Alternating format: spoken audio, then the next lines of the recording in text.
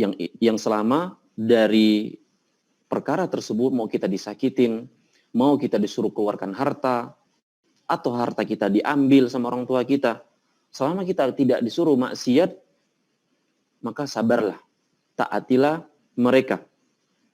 Maka ada sebuah riwayat dari Muhammad bin Sirin, seorang ulama tabi'in rahimahullahu ta'ala. Beliau menceritakan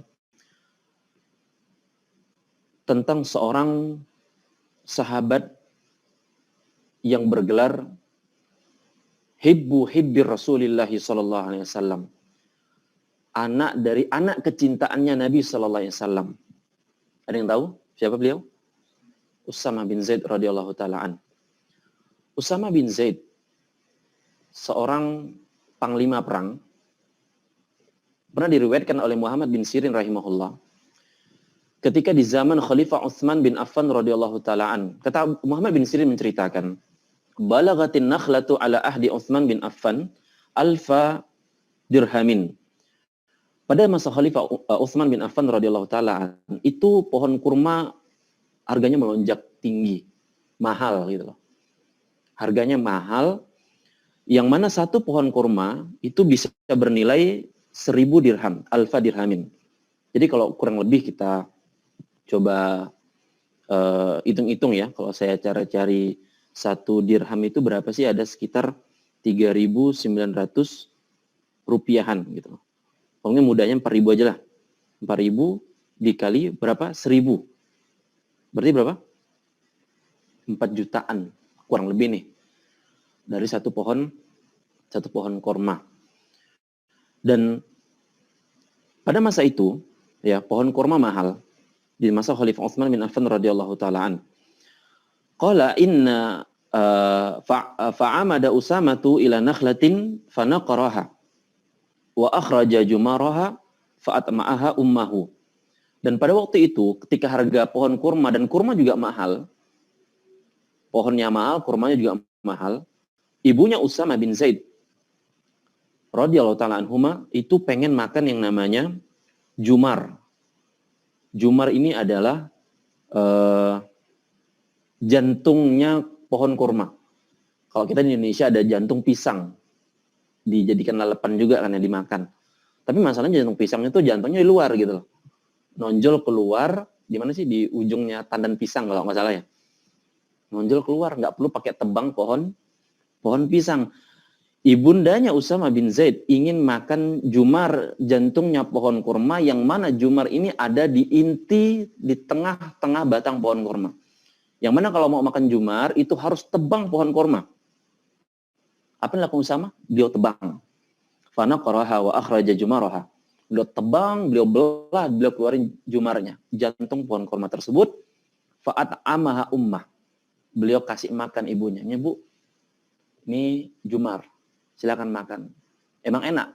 Kalau beberapa testimoni asatid yang pernah di Madinah, seperti Ustaz Firanda pernah cerita, beliau bilang rasanya manis-manis, enak lah gitu. Bukan mungkin pikiran kita kayak rasa jantung pisang yang mungkin tawar gitu ya, atau apa tuh biasanya rebung ya. Kan rasanya juga kurang beda lah sama jumar.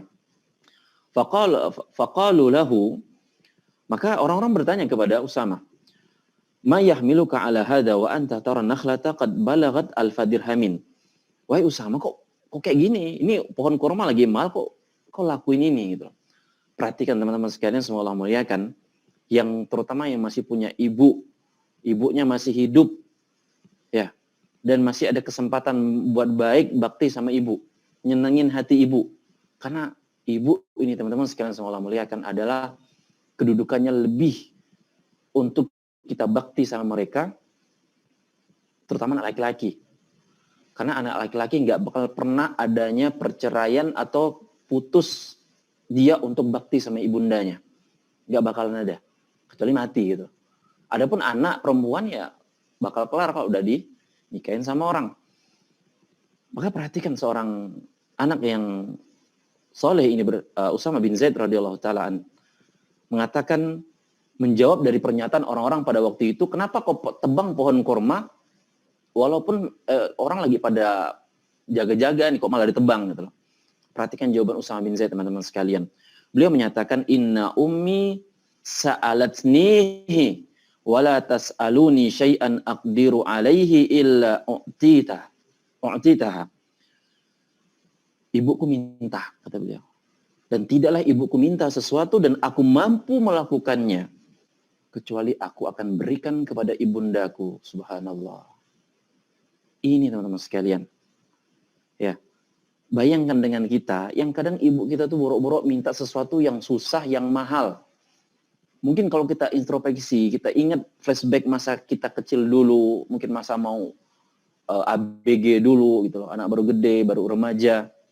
Ibu cuma minta beliin, mungkin zaman saya kecil masih ada jualan minyak tanah lah ya. Itu susahnya minta ampun.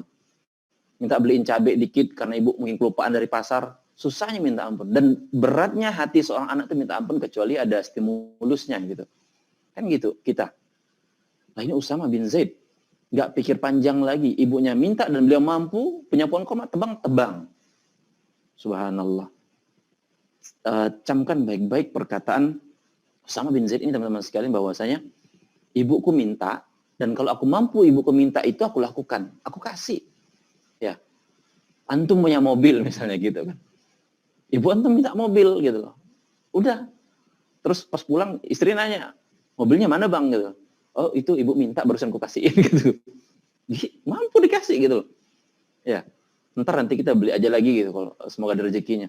Ini baru menunjukkan bagaimana seorang anak yang walaupun harus mengeluarkan hartanya untuk bakti sama orang tuanya, dia keluarkan. Dia keluarkan. Dan ini juga mengingatkan kita teman-teman sekalian, semoga Allah muliakan, sebuah hadis riwayat Imam Ibnu Majah dan Imam Ahmad, dan Al-Imam Al-Albani menyatakan bahwasanya ini hadis sahih. Hadis yang sering kita dengar. Hadisnya panjang sebenarnya, tapi saya ambil intinya. Setelah itu saya akan ceritakan bagaimana hadis ini bermula. Hadis yang berbunyi, anta wa maluka li abika. Engkau dan hartamu milik ayahmu. Engkau dan hartamu milik ayahmu. Bagaimana perjalanan hadis ini teman-teman sekalian? Hadis ini diriwayatkan dari sahabat Jabir bin Abdullah radhiyallahu ta'ala an. Ketika beliau menceritakan, qala ja'a rajulun ila Nabi sallallahu alaihi wasallam. Datang seorang lelaki, seorang bapak-bapak. Ini kita yang sering mengatakan jokesnya bapak-bapak gitu ya. Jangan remehin bapak-bapak nih. Ini terkadang orang saking mikir bapaknya tuh kadang tegas, kadang garang, galak. Karena wah mau bakti sama bapak nih susah. Kita kadang lebih senang sama ibu gitu kan. Ibu identik walaupun sering ngomel-ngomel, lemah lembut gitu. Perasaan, ngerti anak gitu loh. Oke, tapi kita dituntut untuk berbakti kepada mereka berdua teman-teman sekalian. Jangan, walaupun posisi ayah nih nggak sebanding dengan ibu ketika dalam bakti, tapi jangan sampai dilupain. Karena sebagian orang terlalu fokus bakti sama ibu, lupa bakti sama ayah. Ini simak hadis ini teman-teman. Anta wa maluka li abik. Kata Jabir bin Abdullah radhiyallahu ta'ala an. Suatu hari datang seorang bapak, seorang ayah ke Rasul sallallahu alaihi wasallam. Kenapa ayah ini ngadu teman-teman? Bapaknya ini mengadu kepada Rasul. Ya. Faqala ya Rasulullah. Afwan, seorang anaknya dulu. Seorang anaknya ini datang ke Rasulullah ngadu kepada Rasul. Ya Rasulullah, inna abi akhadha mali, sesungguhnya ayahku, bapakku itu mengambil hartaku. Jadi kata sang anak ini, ya Rasulullah, bapakku mengambil hartaku. Faqala Nabi sallallahu alaihi wasallam lirrajul, maka Rasulullah SAW bertanya kepada anak ini, idhab fa'tini bi abika. Saya nggak mau jawab, Rasulullah. Saya nggak mau memutuskan sekarang, tolong panggil bapakmu ke sini. Kita selesaikan masalah ini.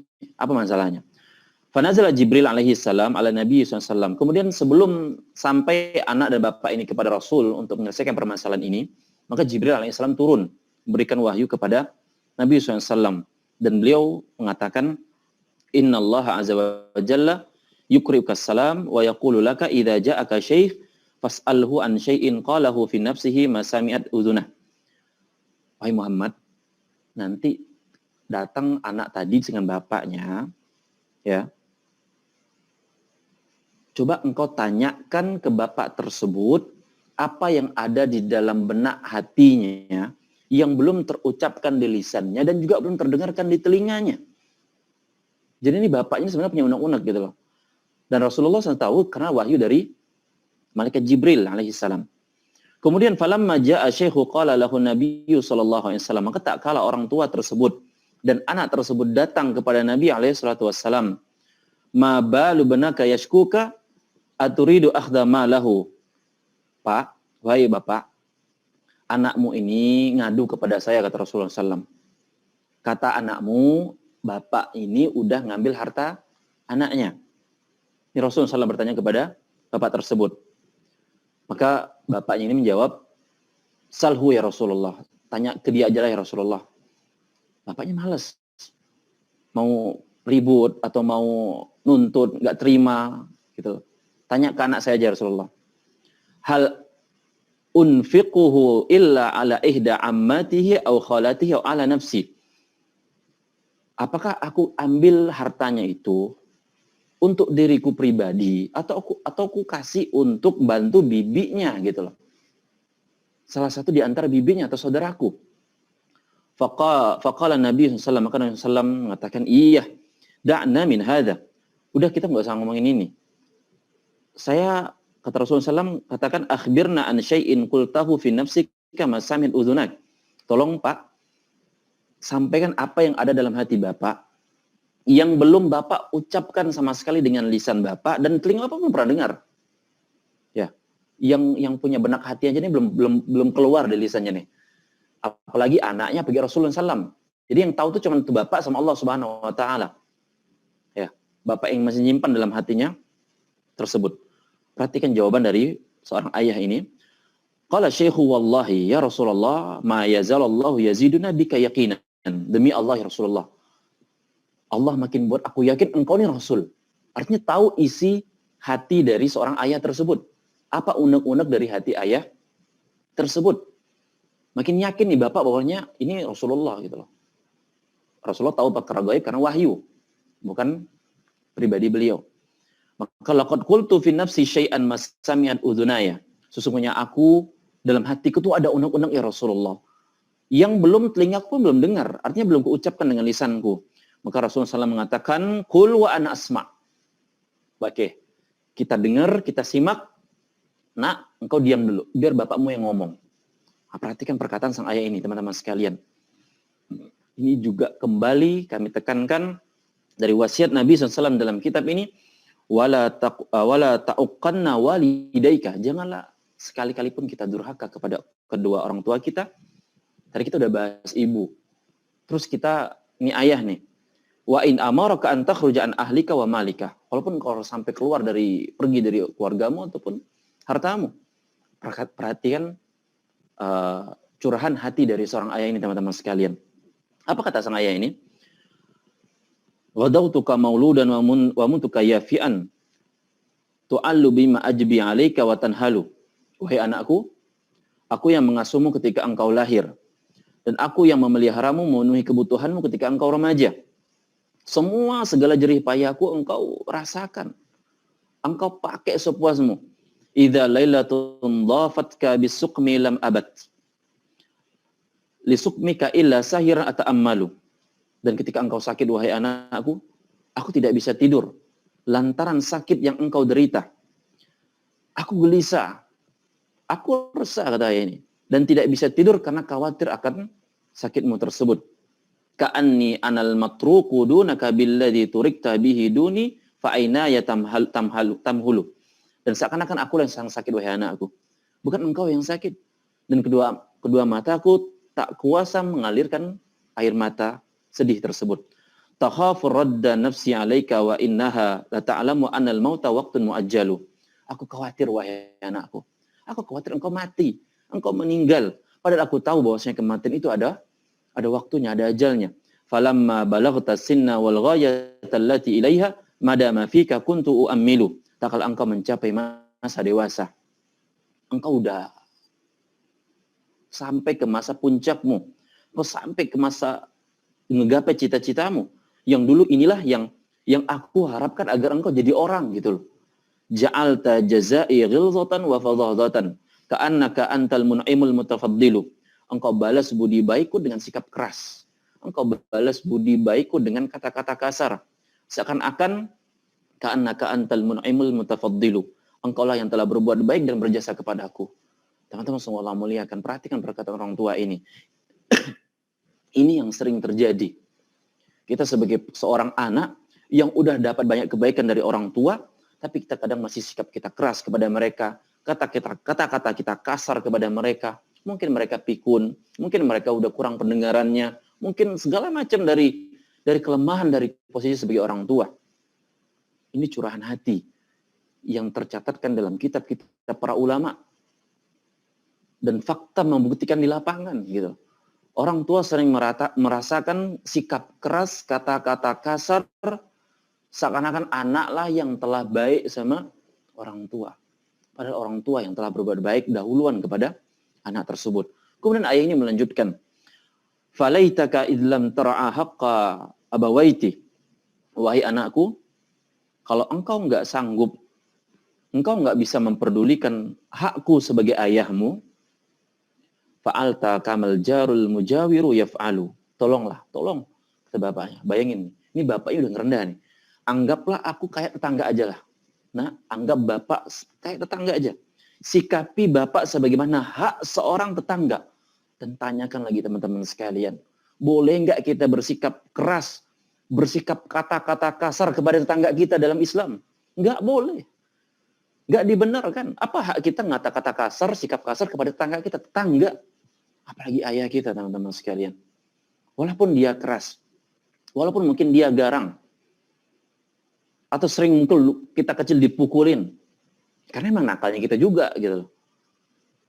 Ini curahan dari hati dari ayah tersebut. Maka Jabir bin Abdullah radhiyallahu anhu menganjurkan fabaka Rasulullah sallallahu alaihi wasallam. Maka Rasulullah SAW mendengar hal ini pun menangis. Mendengarkan curahan hati dari seorang ayah ini pun menangis. Akhadan Nabiyyu sallallahu alaihi wasallam bitalbib ibnihi wa qala. Dengan sedihnya Nabi SAW mendengar curahan hati dari seorang ayah tersebut gara-gara anaknya ngadu kepada Rasulullah SAW. Rasulullah, bapakku ngambil hartaku, ya Rasulullah, bapakku ngambil. Berulang-ulang ngadu kepada Nabi. Ngadukan bapaknya ngambil hartanya. Waliyadzubillah, apakah anak ini mikir bapaknya mau ditegakkan hukum had terus potong tangannya gitu loh. Gara-gara nyuri harta anaknya, waliyadzubillah. Tapi lihat kejadian ini. Bapaknya curahkan perasaannya, tolonglah. Kalau nggak bisa engkau baik sama bapak nak, bapak nggak ngambil hartamu nih untuk pribadi bapak. Bukan bapak nih traveling jalan-jalan pakai hartamu, enggak. Untuk bibimu. Bibi artinya perempuan, teman-teman sekalian. Perempuan dalam Islam, apalagi misalnya posisinya udah janda. Mungkin bibinya atau saudara dari bapaknya tersebut mungkin udah janda. Nggak ada apa namanya yang ngayomi mereka lagi. Akhirnya bapaknya sebagai abangnya, mungkin kakaknya yang lebih tua, sulung misalnya gitu. Dan mungkin ekonominya kurang juga, ya udah anaknya mikirnya agak lapang nih, udah ambil aja dikit nih kasih ke bibinya. Anaknya malah ngadu kepada Rasul SAW. Sampailah kejadian ini. Maka Rasulullah SAW mendengarkan kejadian ini, beliau ambil nih kerah baju anak tersebut, beliau pegang, beliau katakan, anta wa maluka li abik. Wahai seorang anak, seberapapun umurmu, engkau enggak tetap anak dari ayahmu. Engkau dirimu dan harta yang engkau punya itu milik ayahmu. Kelar urusannya, teman-teman sekalian. Enggak kejawab lagi sama anak tersebut. Dan anak itu menyesal. Radhiyallahu ta'ala anhum ajma'in. Teman-teman semua Allah muliakan. Ini kita yang jujur-jujuran atau fair-fairan kita ini banyak berbuat durhaka kepada kedua orang tua kita. Baik dari posisi ibunda kita yang udah susah payah mengandung kita, ngeluarin kita di dunia yang fana ini. Belum lagi orang tua kita, ayah kita yang jatuh bangun. Mereka mencari nafkah untuk bagaimana mencukupi kita, nyenangin ibu kita, nyenangin kita sebagai anaknya. Luar biasa perjuangannya. Makanya teman-teman semua Allah muliakan, lihatlah bagaimana para pejuang nafkah bahasanya gitu ya. Mungkin yang di luar sana. Maka antum kalau keluar di jalanan di mana aja ngelihat tuh mungkin kawan-kawan atau teman-teman yang bekerja lepas di luar di lapangan kayak PLN atau para provider internet yang mungkin manjat-manjat tower, resikonya besar. Mereka punya keluarga di sana yang harus mereka tanggung. Nggak tahu mereka kecelakaan apa yang harus mereka hadapi. Ada yang kesetrum, ada yang jatuh, ada yang macam-macam. Belum lagi kalau kita bicara masalah para tenaga kesehatan yang akhir-akhir ini kasus dari wabah di negara kita terus naik dan sampai memecahkan rekor, gitu loh. Mereka para tenaga kesehatan tersebut punya keluarga, mereka punya orang yang mereka harus mereka nafkahi, yang harus mereka kasihi, perhatiin. Tapi kalau sikap kita yang acuh nggak acuh, cuek nggak peduli, subhanallah. Ingat teman-teman, semoga Allah muliakan hadis yang kita bahas pada 2 pertemuan yang lalu, kalau nggak salah saya, ketika Nabi SAW mengingatkan kepada kita tentang masalah kezaliman. Ya. Di halaman sebelahnya itu, man kanat indahu li akhihi madlamatun min malin aw irdin falyati. Barang siapa yang pernah berbuat zalim kepada saudaranya, maka hendaklah dia minta kehalalan dari kezaliman tersebut, baik dia pernah berbuat kezaliman secara bentuk harta, kehormatan atau fisik dan seterusnya. Falyastahillaha minhu qabla an yu'khadha wa laysa indahu dinarun wala dirhamun. Sebelum datang hari di mana enggak ada gunanya lagi duit. Ya.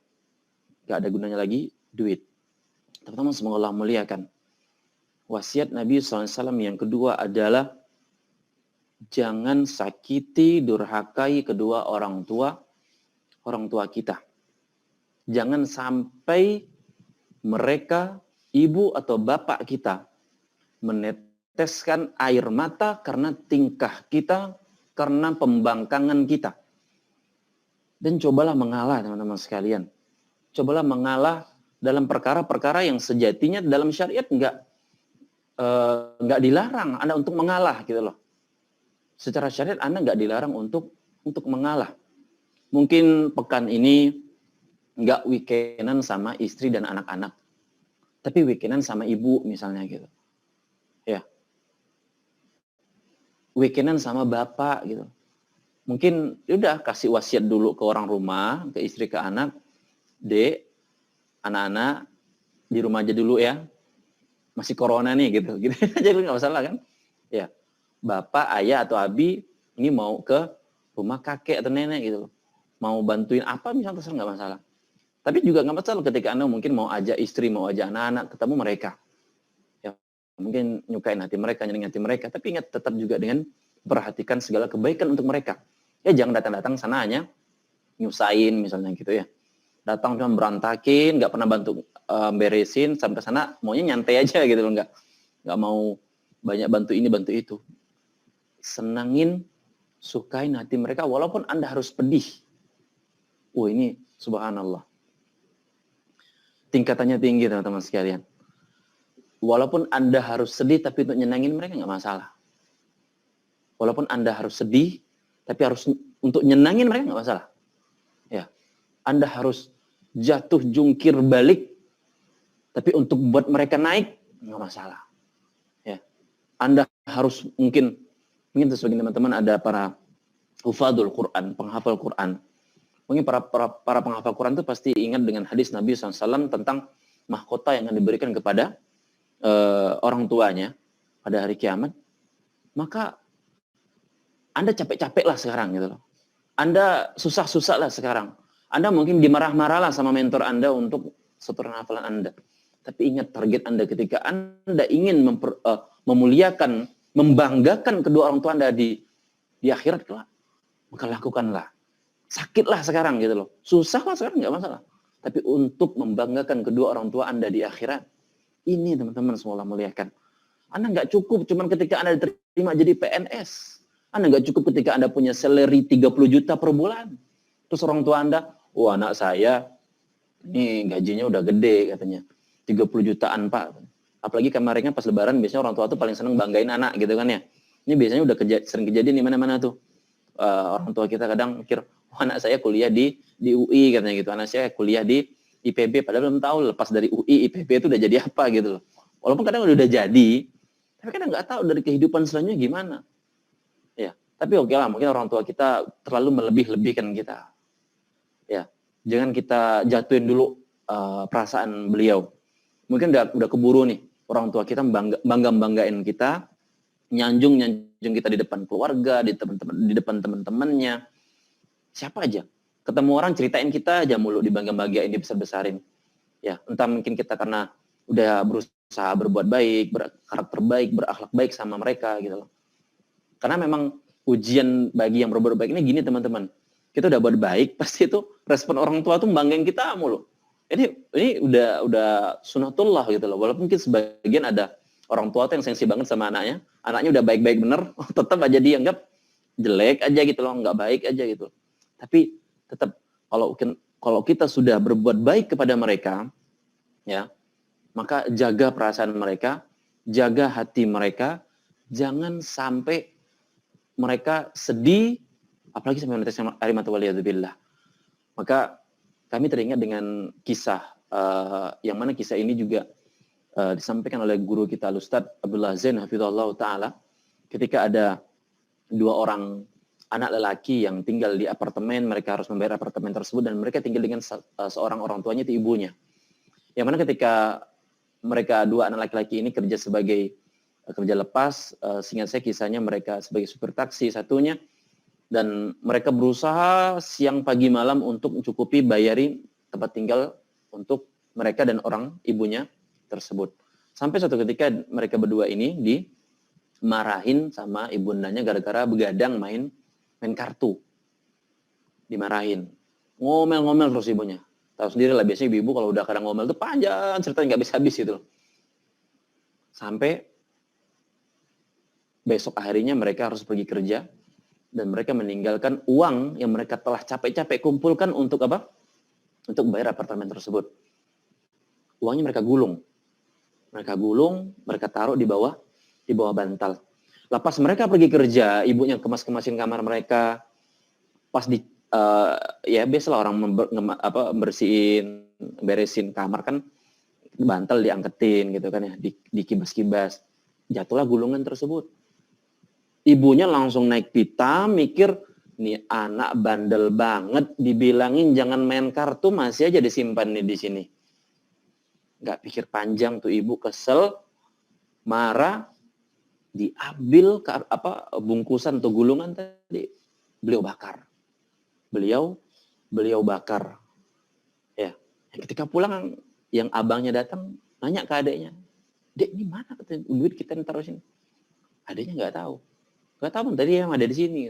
Pas nanya ibunya apa, "Bu, ada yang lihat bungkusan atau gulungan di bawah bantal?" Bilang, "Ibu udah bakar." Ibunya ngomong dengan lantang dan dengan rasanya udah dengan rasa maksudnya benar gitu loh. Kan biasanya gitu orang tua kan. Dengan rasa benernya, dengan rasa lantangnya, maksudnya udah ibu bakar gitu. Dengan lototan-lototan ibu gitu. Tersentaklah 2 anak ini, adanya rasanya mau marah, tapi ya gimana, udah kejadian, udah kebakar. Akhirnya abang nenangin. Udah biarin ibu kita. Ya, kita udah banyak buat susah beliau, banyak buat beliau sedih. Sebelumnya kita udah buat beliau nangis gitu, buat beliau marah gara-gara kita begadang main kartu, ya, ngelakuin hal nggak jelas. Ini teguran dari Allah buat kita gitu loh. Kita harus kerja lagi, insya Allah Allah kasih rezeki. Bayangin teman-teman sekalian, betapa harus nahan pedihnya, capek ngumpulin duit, dan akhirnya dibakar langsung sama ibunya sendiri. Tapi abang yang punya sikap yang subhanallah, ya, untuk nenangin adiknya, udahlah, biarin kita kerja lagi, kita kumpulin lagi, insya Allah Allah kasih. Ini salah kita juga gitu loh. Ya, kita yang buat dia sedih, kita yang buat dia susah gitu loh, dari ibu kita. Subhanallah, teman-teman semua muliakan. Kalau kita bicarakan tentang masalah ini panjang banget, dan banyak banget dari salafus shalih dan orang-orang yang hidup di zaman ini pula. Bagaimana mereka yang kadang harus meninggalkan job mereka, mungkin mereka pulang untuk ke daerah atau kampung mereka untuk lebih perhatian, peduli kepada orang tua mereka yang masih ada. Dan kisah yang nyata juga di negara kerajaan Arab Saudi yang pernah kami dengar adalah kisah seorang yang nangis, 2 saudara yang nangis di pengadilan. Ini pengadilan ini, teman-teman. Di pengadilan ketika hakim memberikan keputusan bahwasanya si A atau si abang yang berhak untuk mengasuh orang tuanya. Adiknya langsung nangisnya. Itu sampai di pengadilan, teman-teman. Di Arab Saudi. Sebuah kejadian sampai dimasukkan ke dalam koran.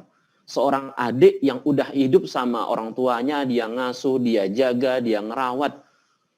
Terus abangnya datang dari kota, bilang, "Dek, udah bawa nih orang tua kita ke kota aja biar fasilitas kesehatan lebih memadai, jangan tetap di sini." "Oh, nggak bisa. Biar di sini aja lah, aku tetap mampu," kata adiknya. "Oh, nggak bisa, ini kita harus gini." Akhirnya debat antara abang sama adik. Debatnya sampai ke pengadilan, teman-teman. Sampai ke pengadilan, dan sampai hakim memutuskan dengan segala kebijaksanaan, orang tuanya harus dibawa ke abangnya di kota agar mendapatkan fasilitas kesehatan yang lebih baik. Adiknya nangis, nyesal luar biasa. Kalah pengadilan. Kalah untuk bakti sama abangnya. Subhanallah. Kita, waliyadzubillah, kalau kita melihat di zaman kita, apalagi di negeri kita, betapa banyak orang yang adik beradiknya nih rame. Saudaranya bukan 1-2 orang, rame. Tapi ketika orang tuanya mungkin sakit, udah tua, udah jompo, tapi malah mungkin dititipkan ke panti jompo, tapi malah dilempar sana, lempar ke abangnya, lempar ke adiknya. Subhanallah. Kita sungguh jauh dari sikap-sikap berbakti kepada orang tua. Sikap, ya mungkin kita terlalu banyak pengen enak sendiri, pengen nyaman sendiri, nggak mau tersusahkan dengan susahnya orang tua. Betapa subhanallah kita benar-benar melanggar dari wasiat Nabi sallallahu alaihi wasallam, wala ta'uqanna walidayka. Janganlah sekali-kali engkau berbuat durhaka, ukuk, membantah mereka walaupun engkau harus meninggalkan keluarga dan hartamu. Betapa banyak kita lebih mentingkan, subhanallah, kita boro-boro ngomongin keluarga, teman-teman. Padahal hadis ini Nabi SAW mengucapkan, wa in amaraka an takhruja an ahlika. Walaupun orang tuamu tersebut menyuruh engkau sampai harus meninggalkan keluargamu. Meninggalkan keluarga. Catat baik-baik. Bukan ninggalin teman sekelap gitu kan. Kan kadang kita dulu SMA, SMP itu lebih mentingin teman sekolah daripada mungkin urusan sama orang tua. Dan ini banyak gitu loh di generasi-generasi muda kita gitu loh. Mereka lebih senang kalau udah nongkrong sama teman sekolahnya daripada harus nongkrong sama orang tua. Bener sih mungkin bosanin, ya terlalu jadul. Tapi disinilah kita mungkin tidak terdidik untuk lebih banyak berbakti kepada mereka. Dan ingat, jangan salahkan mereka terlebih dahulu. Ya, jangan salahkan mereka terlebih dahulu. Mungkin ada yang bilang, saat kan kita dalam Islam yang harus bakal dituntut kelak pada hari kiamat itu apa? Orang tua yang durhaka sama anaknya. Bukan anak yang durhaka sama orang tua. Benar. Dalam agama kita, yang akan dipertanggungjawabkan terlebih dahulu itu apa? Orang tua tuh udah bakti belum sama anak. Maksudnya apa sih? Orang tua tuh udah ngasih pendidikan yang baik dan benar belum kepada anak. Pendidikan agama dan akhlak adab agama belum kepada anak. Kalau belum, dampaknya itu tadi. Anak akan banyak durhaka kepada orang tua. Dan kita sebagai anak kalau udah tahu nggak boleh durhaka sama orang tua. Ya jangan nuntut sama hal pertama tadi. Oh, bapak saya atau ibu saya nggak pernah didik saya untuk jadi pribadi yang bakti sama mereka. Jangan. Anda udah tahu diperintah jangan durhaka sama orang tua. Jangan balik kepada poin pertama tadi. Itu urusan orang tua Anda. Kalau pada hari kiamat. Nah, maka kalau Anda sayang kepada orang tua Anda, ayo. Kalau Anda mungkin bukan seorang hafizul Quran, bukan penghafal Quran, maka jadilah Anda seorang yang banyak beristighfar kepada Allah. Karena dengan banyaknya istighfar kita kepada Allah, terutama juga kepada orang tua kita, itu dalam hadis Nabi SAW disebutkan akan mengangkat derajat orang tua kita. Selama mereka bukan orang kafir. Selama mereka bukan orang kafir. Kalau mereka muslim, mungkin masih banyak salahnya. Dia dulu mungkin banyak nggak baik sama kita, nggak pernah merhatiin pendidikan kita. Tapi dengan istighfar kita, dengan lantunan doa yang sering kita hafal dari kecil, teman-teman. Rabbi firli wali walidayya warhamhuma kama rabbayani shaghira. Doa yang kita hafal dari kecil, disuruh hafal dari kecil. Karena ini memang untuk kebaikan kedua orang tua kita. Dan kalau kita istiqomah baca doa ini, insya Allah keturunan kita kelak juga nggak bakal lupa doain kita. Nggak bakal lupa doain kita. Maka akhirnya orang tua kita selamat, kakek nenek kita selamat, anak cucu kita juga selamat. Saling doa-doain. Saling nyelamatin bahasanya jadi gitu. Ini teman-teman semua muliakan. Hadis dari Nabi SAW mengingatkan kepada kita untuk jangan sampai buat durhaka kepada kedua orang tua. Walaupun kita harus pedih, walaupun kita harus sakit, gitu loh. Walaupun kita harus macam-macam dari hal yang tidak mengenakan. Padahal kalau kita lihat, kita renungi teman-teman semua muliakan, kita dulu mungkin nggak sadar, tapi sekarang ayolah kita mulai sadar gitu loh. Betapa dulu pedihnya orang tua kita tuh untuk kita. Pedihnya mereka mungkin harus sering cekcok antara istri kepada suami. Ya, si istri mungkin nuntut ke suaminya bilang, Pak, Bang, ini mana susu anak kita? Dia mau susu, dia mau ini, segala macam. Mungkin bapaknya udah capek-capek, udah jungkir balik, cari nafkah di luar. Gitu. Ini kan kepedihan-kepedihan seperti ini kita nggak tahu. Gitu loh. Kepedihan ibunda kita ketika mengandung kita, gitu loh, sakitnya. Emang kita ngerasain? Enggak. Kita nggak ngerasain. Kita nggak ngerasain bagaimana pusingnya orang tua kita. Mungkin nangis dia keluar rumah untuk bagaimana dia cukupin kita. Bagaimana dia nyenangin ibu kita, nyenangin kita. Kita nggak tahu tangisan dia. Yang tahu cuma dia sendiri atau ada orang mungkin nyaksiin dia dan Allah Subhanahu wa taala. Dan mungkin sekarang dia masih ada, teman-teman. Dia masih ada, dia masih hidup dan alhamdulillah mungkin dia masih sehat. Maka apa salahnya mungkin kita ambil HP, kita telepon dia, tanyain kabar atau punya uang lebih kita transfer ke dia. Walaupun dia mungkin punya duit, kita transfer aja. Atau kirimin, ya, beli pakai di marketplace online, langsung kirimin ke alamat orang tua kita, apa yang dia sukai gitu loh. Ya. Gak masalah. Bahagiain. Ya, walaupun buat boro-boro lah buat pedih gitu loh. Kita nggak pedih, kita nggak susah, nggak payah kalau cuman melakukan hal yang sepele tapi bisa membuat mereka tersenyum, membuat mereka gembira, bahagia dan seterusnya. Teman-teman semoga Allah muliakan. Ini wasiat kedua dari Nabi kita alaihi salatu wassalam. Wasiat yang besar, wasiat yang nggak ringan tentunya. Saya bilang nggak ringan. Saya bukan menyatakan bahwa saya adalah orang yang paling bakti sama orang tua. Saya nggak. Saya tentu masih banyak sekali kekeliruan dan kesalahan kepada kedua orang tua saya. Ya, dan saya tentunya menasihatkan bagi para teman-teman sekalian, ya saya pribadi udah nggak ada lagi bapak saya, nggak ada ibu saya, nggak ada kesempatan lagi bagi saya untuk ketemu langsung untuk bisa buat apa gitu kepada mereka. Yang bisa saya lakukan sekarang apa? Melanjutkan dari kebaikan apa yang mereka ajarkan kepada saya. Begitu Pak teman-teman yang sekarang mungkin sudah bapaknya mungkin nggak ada, ibunya udah nggak ada. Jangan putus asa, Anda jadi orang baik. Anda jadi orang baik. Anak itu adalah jariah bagi orang tua, kata para ulama. Selama Anda buat baik, apalagi kebaikan tersebut adalah yang dituntunkan oleh orang tua Anda, maka mereka dapat kebaikan tersebut.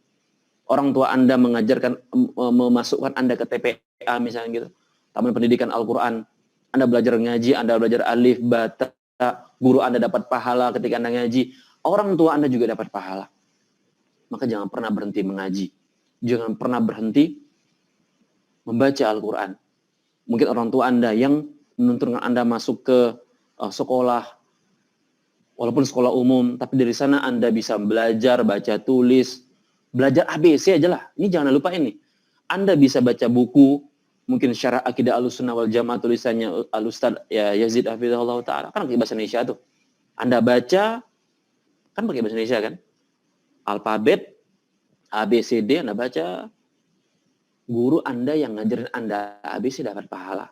Orang tua Anda yang nuntunkan Anda untuk belajar, mencukupi pembelajaran Anda di sekolah tersebut, sampai Anda bisa merangkai yang dan seterusnya. Pahala semua teman-teman sekalian. Maka jangan malas, jangan jadi ahlu scroll wal jamaah gitu ya. Kerjanya scroll media sosial aja gitu kan. Baca malas gitu loh. Komen cepet gitu. Ini yang sering terjadi di kita dan semoga Allah Subhanahu wa taala membantu kita dan menguatkan kita untuk senantiasa berbuat baik, istiqomah dalam berbuat baik untuk guru-guru kita, orang tua kita, ya, yang bakal semuanya satu demi satu akan pergi meninggalkan dari dunia yang fana ini. Saya rasa demikian untuk materi kita pada pertemuan kali ini. Kita masih membahas dalam hadis ini dari wasiat yang kedua Nabi SAW untuk jangan sekali-kali pun berbuat durhaka kepada kedua orang tua, walaupun sampai kita harus mungkin tinggalin keluarga kita dan melepaskan atau meninggalkan harta kita, atau harta kita mungkin harus sampai mereka ambil, mereka pakai, maka jangan keberatan lah. Intinya jaga perasaan selama orang tua kita ada, hati mereka, perasaan mereka, kebahagiaan mereka, ya. Dan semoga Allah memudahkan kita semua. Wallahu ta'ala bisawab. Sallallahu Nabi Muhammad. Saya kembalikan kepada Mahathir Muhammad, fal yatafaddal. Nah, jazakumullah khairan. Kami sampaikan kepada Ustadz Irfan bin Usman, dan alhamdulillah kita masuk pada sesi kedua, yaitu sesi tanya jawab. Ada beberapa pertanyaan Ustadz yang masuk. Yang pertama, Ustadz, Bismillah, semoga Ustadz selalu dalam lindungan Allah, amin. Izin bertanya Ustadz, ketika kita kesal kepada orang tua dan bahkan melawan kepada orang tua, tapi dilakukan dengan tidak sengaja, tiba-tiba refleks, spontan melawan atau menjawab perkataannya, tapi setelah itu menyesal. Bagaimana menghilangkan sikap yang spontan tersebut yang terkadang menjawab atau melawan orang tua, Ustadz? Di dalam hati sudah berjanji bahwa jangan melawan terhadap orang tua. Tapi ketika orang tua membuat kesal, sikap spontan melawan atau menjawab perkataan orang tua itu datang sendiri, Ustadz, tanpa disengaja. Jazakumullah khairan.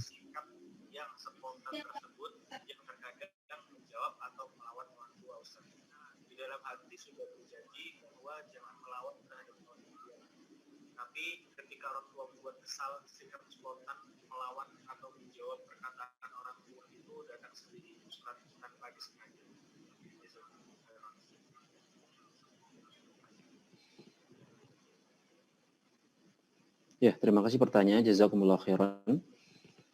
Ini yang saya tangkap dari pertanyaannya adalah ketika orang tua yang membuat kita kesal, membuat kita mungkin marah atau emosi, yang akhirnya membuat kita spontan, ya, tiba-tiba menjadi atau mengucapkan kata-kata yang nggak baik, tapi setelah itu kita menyesal, maka tentunya ini perkara yang tidak dibenarkan, tidak diperbolehkan. Maka ini bagi saya jawab masuk ke dalam masalah bagaimana mengendalikan emosi, ya, bagaimana mengendalikan emosi. Yang pertama, teman-teman semua muliakan, apalagi ini dalam hak masalah orang tua, ya, kita dilarang untuk mengangkat suara, dilarang untuk apalagi bantah, jawab misalnya gitu kan. Kadang saking kesel-kesel, marah-marah sama orang tua tuh kan, terus orang tua bilang, kamu mau jadi orang bodoh misalnya gitu. Ya nggak apa, kalau aku bodoh emang mau gitu, ibu mau aku bodoh misalnya gitu. Ini kan jawab namanya gitu. Nah, itu pun omongan yang kalau bagi saya sangat, ya kita bodoh sekali, kenapa kita jawab kayak gitu? Ketika ibu kita, emang kamu mau jadi orang bodoh? Iya, kalau saya jadi orang bodoh, emang ibu mau jadi orang bodoh? Subhanallah. Udah didoain sama orang tua, kita aminin pula gitu kan. Udah jadi bodoh beneran kan gitu. Ya jangan, intinya kita nggak diperbolehkan demikian, jawab dalam tanda kutip, maksudnya jawab orang tua mungkin marah, ngomel-ngomel, terus kita jawab hal tadi gitu loh. Maka ini termasuk emosi, amarah, dan ingat hadis Nabi SAW, la taghdab wa lakal jannah. Janganlah kalian marah, karena ketika Anda bisa jaga marah, tahan marah, bagi engkau surga, kata Nabi SAW. Dan Nabi juga SAW pernah mengatakan dalam beberapa hadis yang lainnya, bahwasanya orang yang kuat itu adalah orang yang bukan bisa gulat, bisa MMA misalnya, boxing, karate gitu loh, atau world champion segala macam, enggak. Orang yang kuat adalah mereka yang bisa ngendaliin emosi atau amarahnya. Ini yang kuat.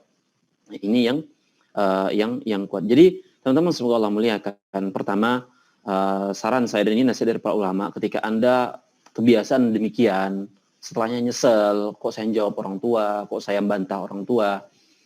Pertama, ta'awud lah. Ini resep ketika emosi atau marah, dongkol, kesel, ta'awud, baca a'udzubillahi minasyaitonirrajim. Karena pada saat itu syaiton dan para konco-konconya dan para tentaranya lagi giat-giatnya untuk memanas-manasi kita. Wah, ini orang tuamu nih emang kurang ajar gitu kan. Kamu kan udah buat baik katanya. Dibisikin kayak gitu loh. Karena kita terbetik kayak gitu tuh. Ya Allah, saya ini udah buat baik, Pak, Bu, kok malah dimarah-marahin, kok malah yang gitu kan pikiran anak kan. Orang tuanya kan kadang udah mungkin bawa umurnya, bawa turunnya daya logika mereka, daya perasaan mereka. Ini pokoknya marah aja mulu gitu loh. Terus kita kebawa, walaupun kita masih muda, tapi itu tadi bisikan-bisikan hawa nafsu, emosi, udah tuh kepancing mulu. Maka ingat baca ta'awud. A'udzubillahi minasyaitonirrajim. Karena sumber marah itu datang dari hawa nafsu dan dari syaitan. Kemudian yang kedua, teman-teman semua Allah muliakan, ketika kita berhadapan sama orang tua, mereka marah-marah, kita rasanya mau jawab, gitu kan? Belajarlah diam. Belajar diam. Ini berat. Bukan hanya kadang di kalangan sama orang tua, sama teman, sama guru, sama kehidupan sosial kita. Yang namanya diam itu susah banget. Ya. Karena yang namanya diam itu susah banget. Nggak komen aja tuh nggak susah juga. Ya. Nggak komen juga itu susah gitu loh. Ada sesuatu yang viral, apalagi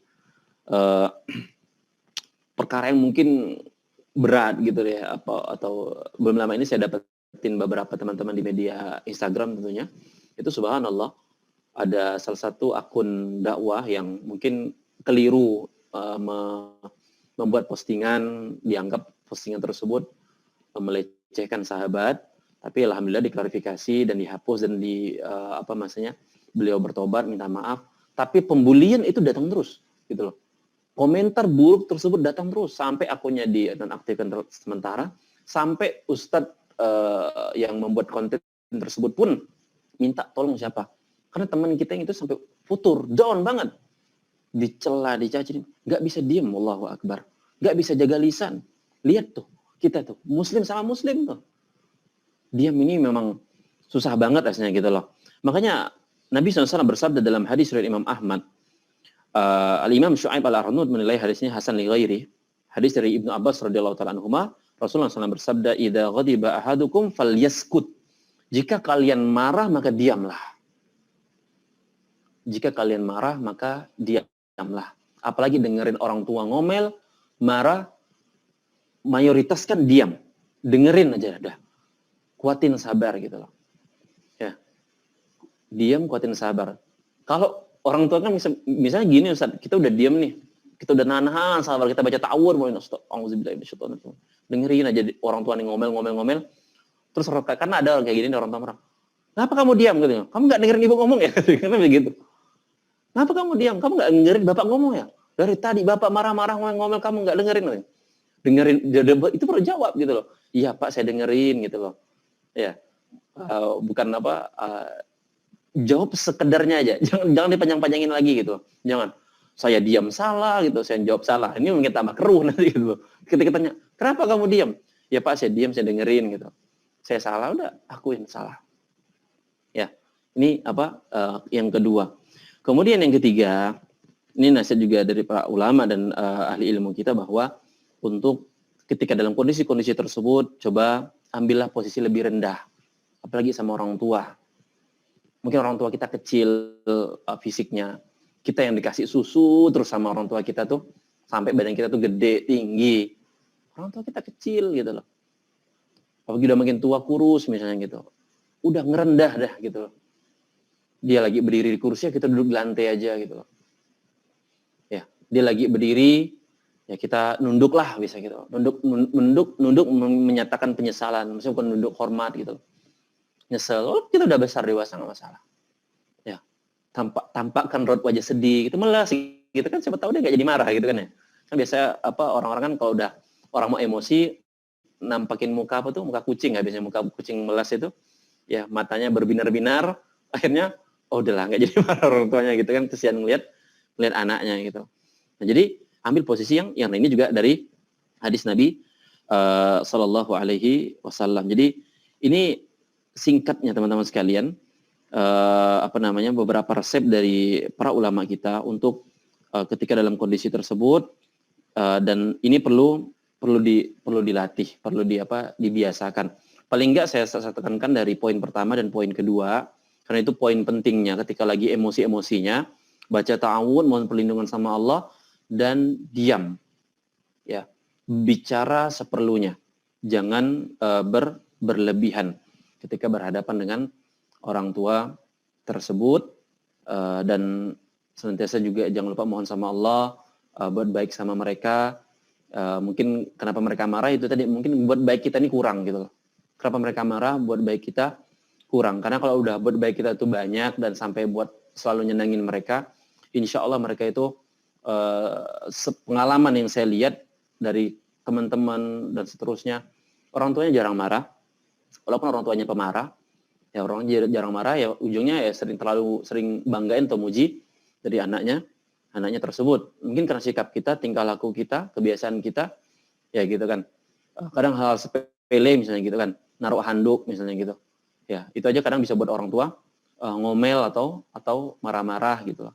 Atau misalnya barang di mana, naruh ini di mana gitu loh. Udah tahu orang tua tuh nggak seneng. Anda habis mandi, handuk nggak ditaruh di jemuran misalnya gitu. Taruh aja ngelepak di kasur, di kursi misalnya gitu. Tuh marah-marah. Ya. Terus kita bela diri, kan lupa katanya. Karena Islam kan nggak masalah dilupa, dimaafin katanya. Lah, ngarepin orang tua maafin kita gitu loh. Kenapa nggak kita ngaku salah aja gitu loh. Kan udah salah naruh anduk di kasur atau di kursi, nggak ditaruh di jemuran. Ibunya udah bilang, kalau habis mandi handuk tuh langsung taruh di jemuran, jangan ditaruh di sini lagi gitu loh. Iya kan salah, kan maaf, katanya hilaf kan dalam Islam kan dimaafin, katanya maafin lah Bu katanya gitu. Jangan depanin itu, depanin ngakuin kesalahan gitu. Ya, saya rasa seperti itu. Wallahu a'lam bishawab.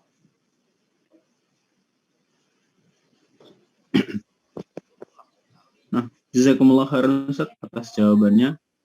Pertanyaan terakhir Ustaz, apakah seorang anak yang lahir dari hasil zina, kemudian anak tersebut dibuang oleh kedua orang tuanya, tetap harus berbuat baik kepada orang tua biologisnya? Jazakumullah khairan.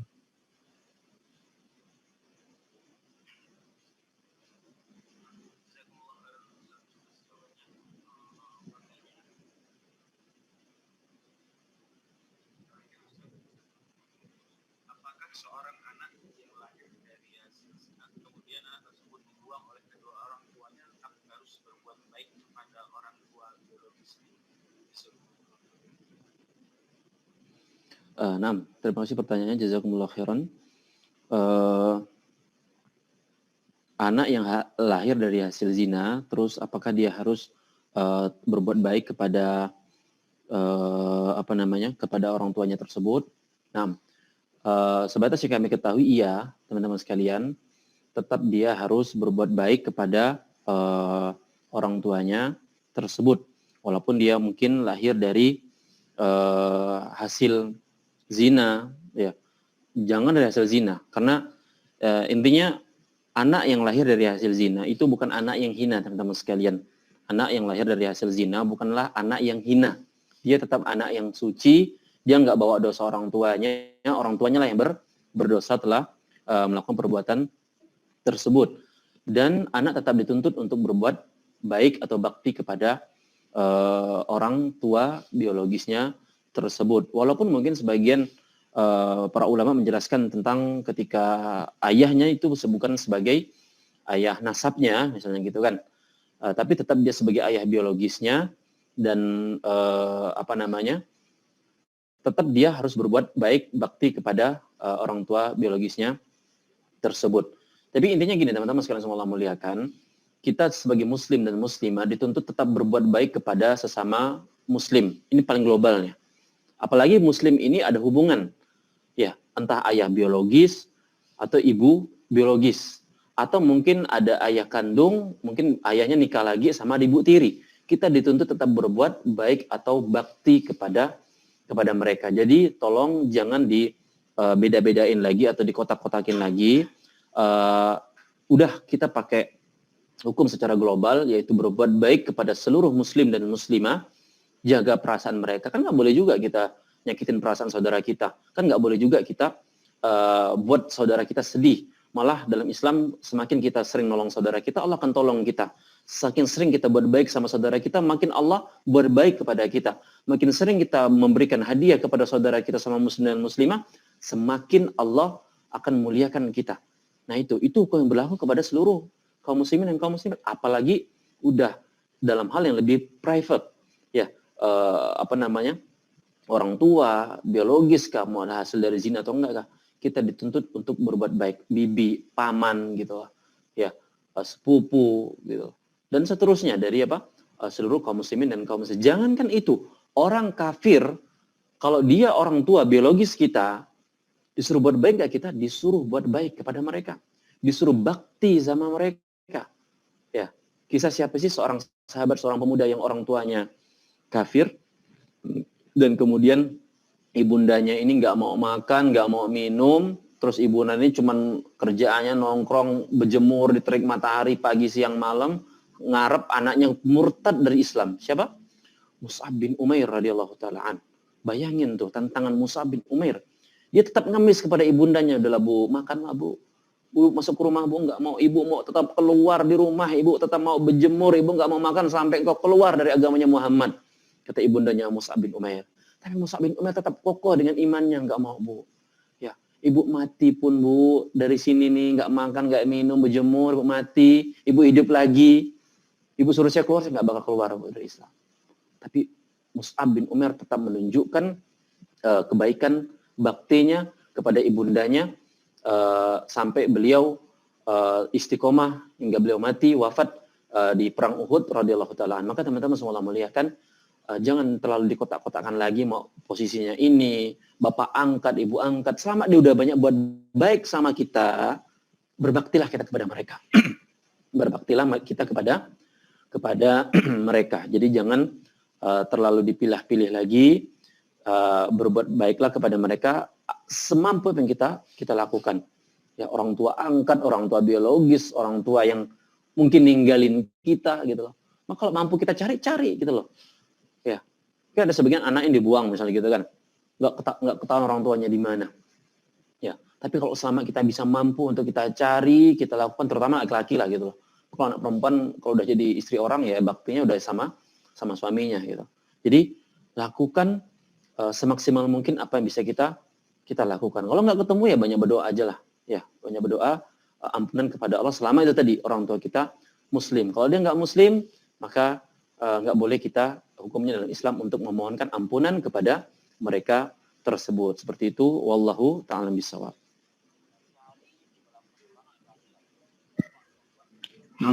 Jazakumullah khairan Ustaz. Afwan Ustaz, ada pertanyaan satu lagi masuk Ustaz. Jadi begini Ustaz, ini kasusnya ada seorang muslimah yang orang tuanya itu menikah lagi. Jadi si muslimah ini orang tuanya menikah lagi. Si muslimah ini sudah menikah, sudah punya suami. Kemudian kalau muslimah ini pulang kampung ke rumah orang tuanya, biasanya ayah angkatnya atau ayah tirinya tadi itu tidak cuma cium tangan saja, tapi biasanya mencium kening si muslimah tadi, kemudian cium pipi kanan, cium pipi kiri. Nah, akhirnya si suami muslimah ini tadi cemburu Ustaz, karena suami tadi merasa ini kan bukan orang tua kandung, tetapi orang tua tiri. Akhirnya jadi konflik di situ Ustaz. Nah, ini menyikapinya bagaimana Ustaz? Jazakumullah khairan. Ayah angkatnya atau ayah tirinya tadi itu tidak cuma mencium tangan saja, tapi biasanya mencium kening si muslimah tadi, kemudian cium pipi kanan, cium pipi kiri. Nah, akhirnya si suami muslimah tadi cemburu Ustaz, karena suami tadi merasa ini kan bukan orang tua kandung, tapi orang tua tiri. Akhirnya jadi konflik di situ. Ini menyikapinya bagaimana? Ya, terima kasih pertanyaannya, jazakumullah khairan. Jadi kalau menyikapi masalah demikian, seperti yang disebutkan tadi, saran saya adalah untuk coba dibicarakan baik-baik dulu kepada orang tua tadi. Ya, dibicarakan baik-baik dulu. Jadi kurang lebih kalau model seperti ini mungkin kalau pengalaman kita lah ya, itu misalnya kita sejak tahu nggak boleh bersalaman dengan bukan mahram kita, itu pengalaman yang sering kami dapatkan adalah dibicarakan baik-baik dulu gitu loh. Ketika mungkin pas mau ketemu mau salaman, kita nggak mau sentuhan, ya kita kasih tahu baik-baik gitu loh. Maksudnya mohon maaf saya nggak lagi gitu loh, nggak lagi bersalaman dengan yang bukan mahram kita. Omongin baik-baik, ingat omongin baik-baik. Dan kalau mereka terima, alhamdulillah gitu loh. Adapun enggak, mungkin sikapnya berubah, nganggap kita gimana-gimana, ya udah sabar gitu loh. Memang itu konsekuensi dari hijrah atau berubah. Hijrah itu kan berpindah dari yang dulunya mungkin masih salaman, cipika-cipiki, terus ketika mau salaman dan cipika-cipiki lagi, terus kita katakan, mohon maaf Pak, Bu, saya enggak salaman yang bukan mahram saya, jadi ya kita jaga jarak lah gitu loh, atau mungkin bahasa kita social distancing kalau sekarang gitu kan, apalagi kalau sekarang ya mungkin salamannya pakai kode gitu kan, pakai kode atau pakai sentuhan jarak jauh gitu. Nah jadi mungkin momentum ini tepat juga, mungkin kata yang lagi nggak sehat, jadi nggak usah sentuhan secara langsung dan seterusnya. Bertahap lah, pelan-pelan disampaikan baik-baik. Saya rasa insya Allah lama-lama orang bakal ngerti. Terimanya gimana itu setelah kita lakukan kita baru tahu. Mungkin ada orang terimanya langsung oke, mungkin sebagian terimanya mungkin nggak baik. Ya udah, itu memang konsekuensi dari jalan hijrah kita. Jadi saran saya seperti itu untuk dilakukan. Semoga Allah mudahkan. Wallahu a'lam bishawab.